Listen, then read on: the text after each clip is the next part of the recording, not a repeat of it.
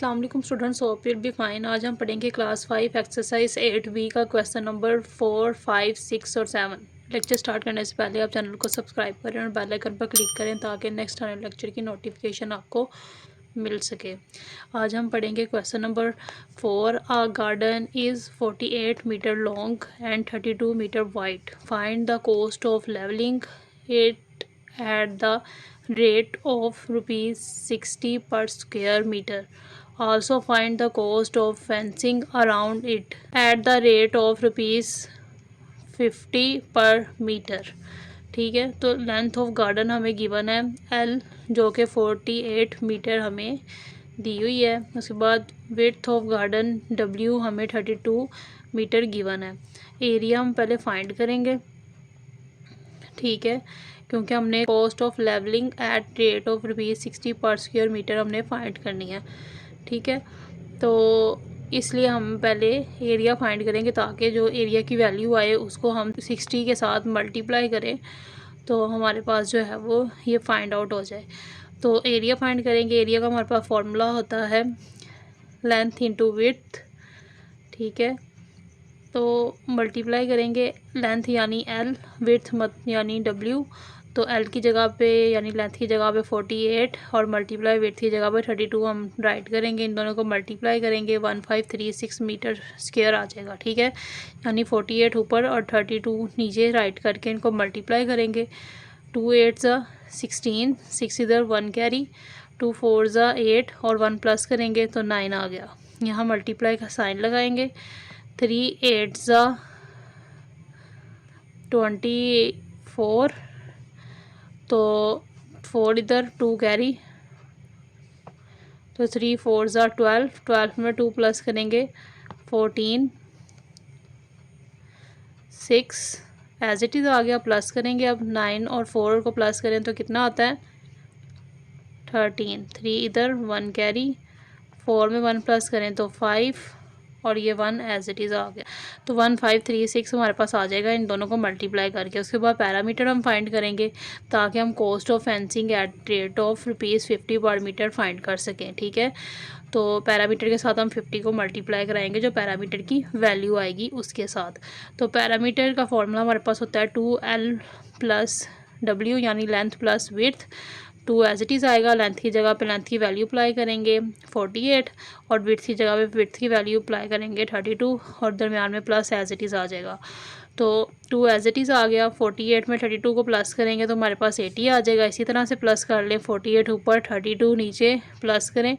8 और 2 कितने हो गए, 8 में 2 प्लस करें तो 10, 0 इधर 1 कैरी, 4 और 1 5, 5 में 3 प्लस किए 8, तो यहाँ पे 80 आ गया इन दोनों को प्लस करके। और 2 एज इट इज़ आया हुआ है तो 2 के साथ अब 80 को हम मल्टीप्लाई करेंगे। 2 80 ज़ा 160, वो भी इस तरीके से आप ऊपर नीचे राइट करके मल्टीप्लाई कर सकते हैं। 2 0 ज़ा 0, 2 8 ज़ा 16, तो 160 मीटर जो है वो हमारे पास का पैरामीटर आ गया।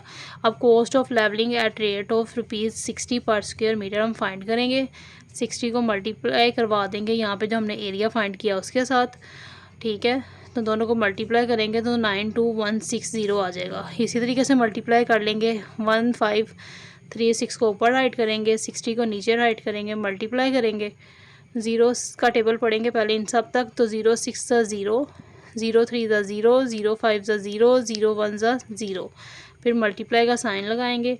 6 का टेबल पढ़ेंगे अब सब तक। 6 6 ज़ा 36, 6 इधर 3 कैरी, 6 3 ज़ा 18, 18 में 3 प्लस किए 21, 1 इधर 2 कैरी, और 6 5 ज़ा 30, 30 में 2 प्लस किए तो 32, 2 इधर 3 कैरी, और 6 1 ज़ा 6, 6 के अंदर 3 प्लस करेंगे 9। ठीक है, इन सब को प्लस कर लेंगे अब। 0 6 1 2 9, तो इन सब को ऐड किया तो ये हमारे पास इसकी वैल्यू आ गई। इस तरीके से आप इसको मल्टीप्लाई करके वैल्यू फाइंड कर सकते हैं। उसके बाद cost of fencing eight rate of rupees 50 पर मीटर।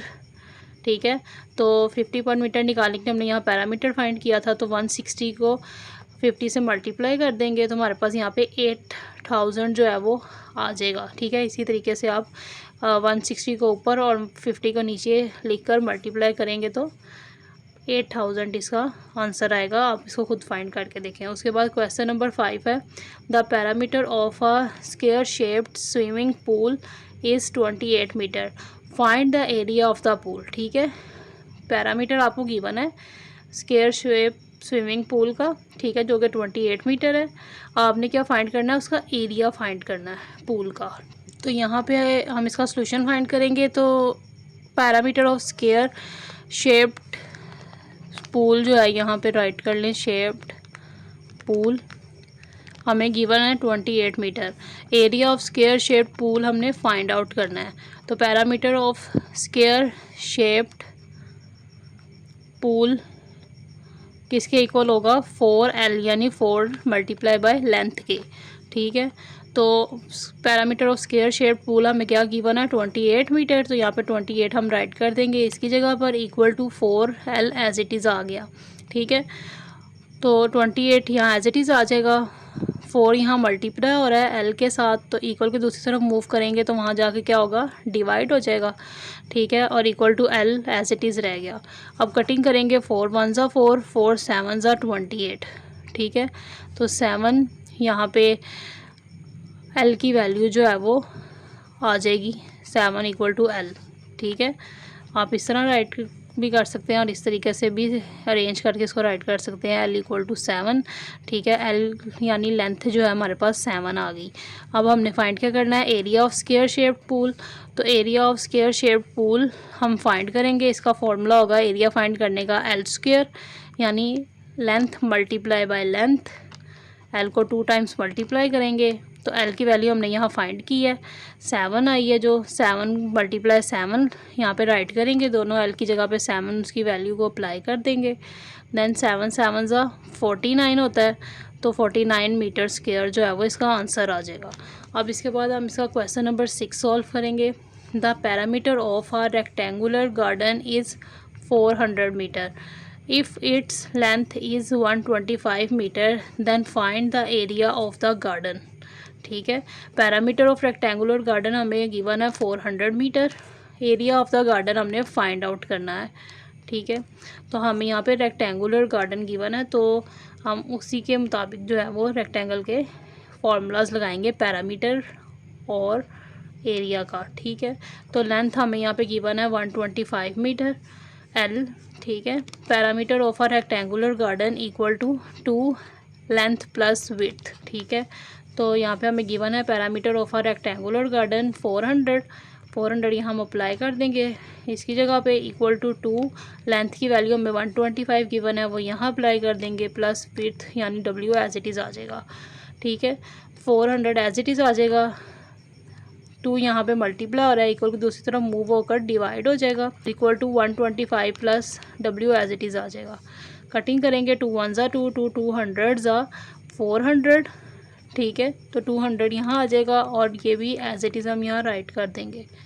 इसके बाद 200 यहाँ एज इट इज़ आ जाएगा, 125 यहाँ प्लस हो रहा है, इक्वल के दूसरी तरफ मूव होगा तो माइनस हो जाएगा, तो यहाँ -125 आ गया, equal to W as it is.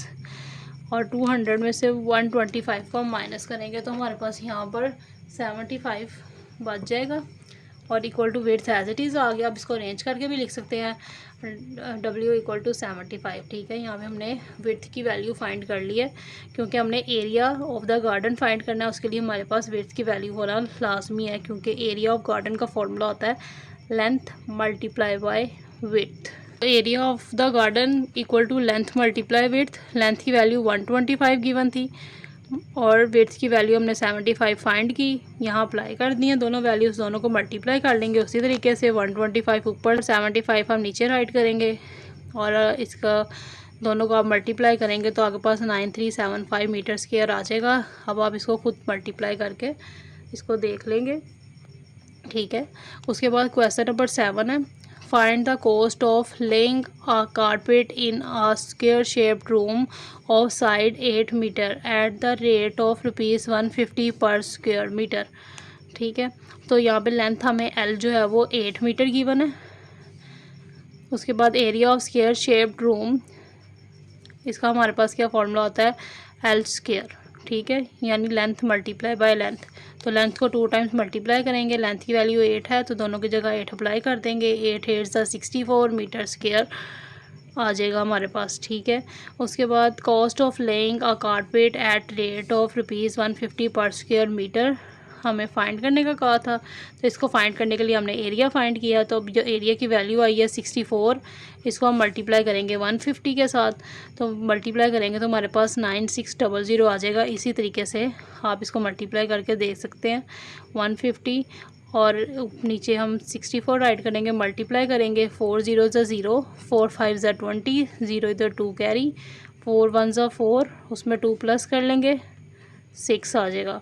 Multiply का साइन लगाएंगे, उसके बाद 6 का टेबल पढ़ेंगे अब इन सब तक। तो 6 0 0, 6 5 30, 0 इधर 3 कैरी, 6 1 6, 6 में 3 प्लस करेंगे, 9 प्लस कर लेंगे इसको, 0 0 6 9। ठीक है, तो 9600 इस तरीके से इसका ये आंसर आ जाएगा। तो आप इस तरीके से इन सारे क्वेश्चंस को सॉल्व कर सकते हैं। और चैनल को लाइक और सब्सक्राइब करना मत भूलिएगा।